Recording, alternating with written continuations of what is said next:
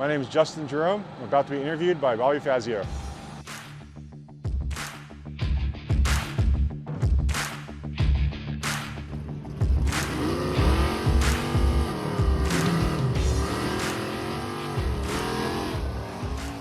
All right, we're back here at the 2022 NHRA 4-Wide Nationals. We interviewed the father, Jeff Jerome. Now we're going to take a look at the son's car.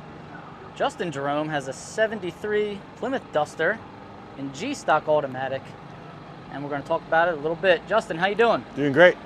All right, Justin, how old are you? I'm almost 40, be 40 next week. Okay, where do you live? In Huntington Beach, California. Oh, you know that's like one of the most Sunny desired Huntington Beach areas in the world to live in. I mean, climate-wise. So I'm a little jealous right The climate is nice. That's the best part about it. I'm a little jealous. Let's take a look here. You have the 340 cubic inch engine in the 73 Duster. That means it's a low compression motor, is that right? Yes, sir. What's the advertised and NHRA rated horsepower that puts you in G-Stock automatic? The advertised horsepower is 240 horse, and NHRA corrects it to 293. Wow, so somebody was going fast with one of these things and had Yeah, NHRA. he's 2 pits that way. We'll have to go find him, okay. So 340 cubic inch Duster, and who builds these engines then? You and your father? Yeah, we do the engines. Greg Eliminator did most of the machine work on this That's a motor. name I've heard a couple times today. Yeah. Now in stock Eliminator, you did have to run factory radiator for many, many years. They just changed that rule a few years ago, but you are still running one. I'm holding strong until it stops working. As soon as it stops working, I'll put an aluminum one in it, but so far so good.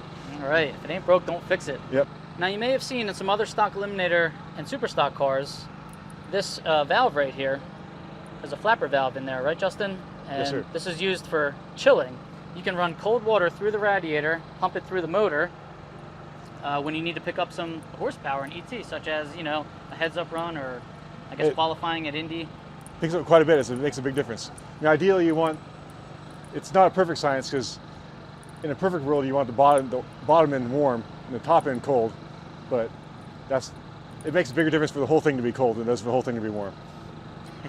Yep, and it's pretty crazy because you get condensation coming off the radiator, coming off manifold and things like that. So that's pretty cool. What kind of carburetor came on these Dusters? It's a Thermoquad. And what's the CFM on something like that? The 340 is an 800 CFM advertised. That's a pretty big carburetor The 360 is there's a big Thermoquad and a small Thermoquad. The 360 takes the bigger one, or you see on a 400 or the 400 not 383s, but the 400s and the 360s are the bigger carburetor. Now the only difference is the primaries. The air cleaner on here, is that helping or hurting? It hurts it. ET-wise, it hurts it, but I think for engine longevity, it's worth it. It's easy, take it off to pick up and make sure your motor lasts twice as long, not sucking all the dust in there. Really? Okay. I think so. Yeah. I mean, the times I've taken them apart with air cleaner versus not with air cleaner, it's worth it. Cool, okay. Let's take a peek inside this car. Now, in G-Stock automatic with this 340, what's your minimum weight? 3390. 3390. Yep, now and here's the sticker right here. So he has crossed out an old weight. That must have been... That's F. That's 3245 for F. F stock automatic. So this is a natural F car, correct? And you can run Yes. E, F, or G. You can move up one class or down one class in stock Eliminator. You just have to add or subtract the correct amount of weight. Okay, let's take a look in here. Stock Eliminator, as you know. Oh, you even have a radio in there. Look at that. It's for the tunes, man. Listening Got to the a radio station going lane down the tunes. track.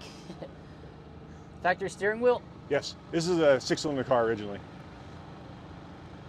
So in stock Eliminator, you got to have factory dash. You don't have to have the radio, but it's super cool when people do. You got the air conditioner controls there. You got some gauges. What kind of transmission? 904 ProTrans. ProTrans. They were in California. Now they're in Texas. Are you still sending them your business? Yeah, they'll always have my business. All right. ProTrans. We hear that name a lot on this driver interview segment. We hope they're watching. And he's got a race pack. Okay. So a lot of cars have the race pack now. Everybody's taking advantage of data and studying it, analyzing it, using it to their advantage. It helps for problems. If you have a problem, it's much easier to find the problem with the race pack. Absolutely. The rear, what kind of rear came in these cars? This is an 8 3/4. There's never anything other than an 8 3/4 in the V8s, but you can run a Dana if you wanted to.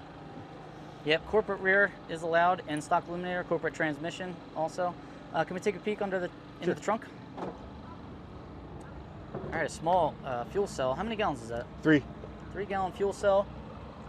Now in this car, in Dad's car, he had 2 batteries in the trunk because his car never came with a battery up under the hood.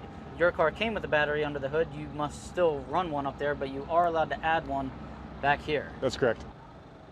And you have an old school fuel pump in here. What kind of manufacturer is that? That's a product engineering. They no longer make them. They sold out to Magnafuel, I believe, which you see a lot of now. Okay, and then you have the weight box here for when you want to change classes. Pretty cool. Green painted trunk. I like it. So this car was originally built by Phil Mandela at PMR race cars. He built some good stuff. So a lot of races on the West Coast run Phil Mandela race cars. He really, he's really got it down pat. And he knows what he's doing. So. And my dad bought this car and from a little old lady that had it originally. It was a slant 6 car. He drove it home and took it apart and took it straight to Phil's. Turned it into a race car from day one. Excellent. How'd you run in that first qualifying session? Ran pretty good, 82 under. It's an adjusted index track here, so 1137, which would normally be slow for G, but here you get a couple. What's the G index here then? 1220. 1220, and you went 1137. All right, not bad. There's a strong headwind. The weather is not that good. I saw the barometric pressure. We're at like 27.84. Yeah. It's just not the kind of weather that I'm used to on the East Coast, that's for sure. That's why none of us can run back there. Whenever we go back east to Indy, we always fall on our face because you guys can take so much fuel back there with the barometer. Everybody's lean out here. And Indy is still bad. I went to Indy last year for the first time, and that's still not very good weather. So yeah, you need to really come to where we live, and you can see how fast these cars really go. Yeah, really. But I think that the ETs are similar, just the tune-ups are so much different. Yeah, you definitely would have to jet up for that situation. I've only been to Indy one time, but I went to Tulsa first, just so I could tune at Tulsa, because I knew I was going to fight an uphill battle going straight to Indy. That's where I kind of learned.